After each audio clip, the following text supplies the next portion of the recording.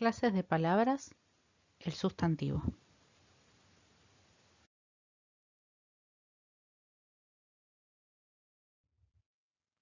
Erróneamente, cuando nos preguntan qué es un sustantivo, asociamos la palabra sustantivo a cosas o a aquello que podemos ver y tocar.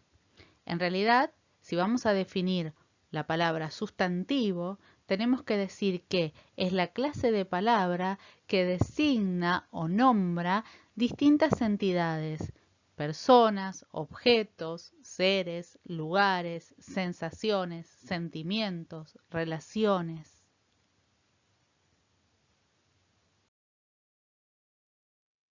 Vamos a ver ahora la clasificación de los sustantivos. Los sustantivos se van a clasificar en dos grandes grupos de acuerdo a aquello que mencionen.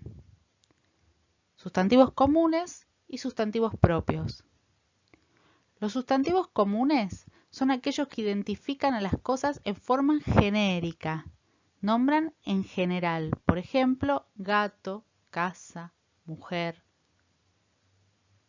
En cambio, los sustantivos propios nombran algo en particular, personas, lugares, instituciones, pero no de manera genérica, sino en forma particular, y se escriben siempre con mayúscula.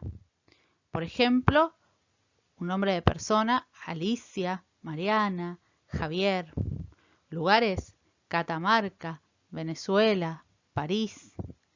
Los apellidos también son sustantivos propios, Álvarez, Fernández, Jiménez. Las marcas también son sustantivos propios, Fiat, Coca-Cola, Falabella.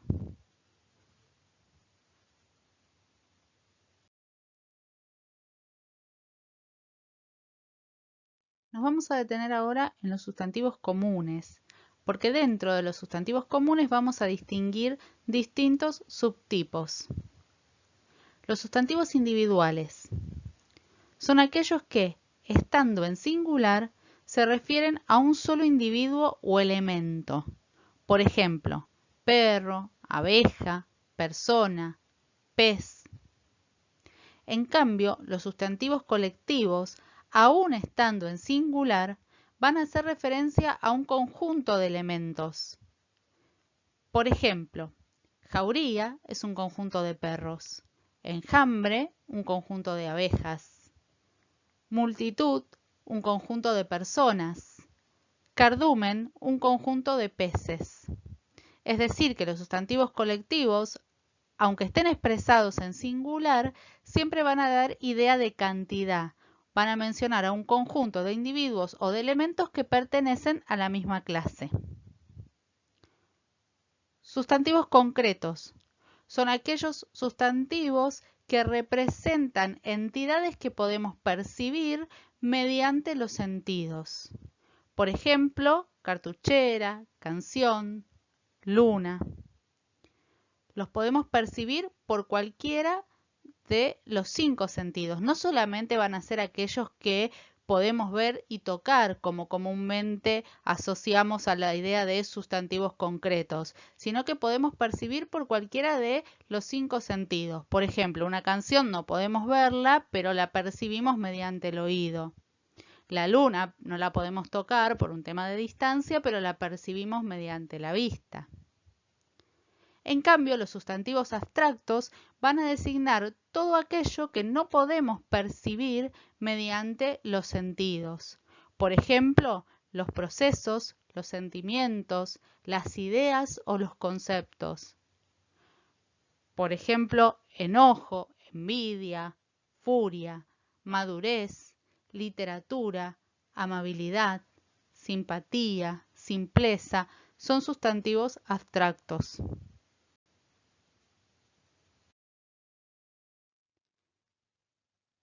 Ahora bien, los sustantivos tienen género y número. En cuanto al género, femenino o masculino. Y en cuanto al número, pueden estar en singular o plural. Sin embargo, no todos van a manifestar estos rasgos de la misma manera. El género. Los sustantivos pueden pertenecer al género masculino o femenino. Para indicar esa variación, hay sustantivos que modifican su terminación de acuerdo al género. Estas variaciones pueden ser la O y la O para indicar masculino y la A para indicar femenino, por ejemplo, niño, niña, gato, gata. Aquellos sustantivos que en masculino tienen la terminación con la letra R varían a la terminación tris cuando indican femenino, por ejemplo, actor, actriz, emperador, emperatriz.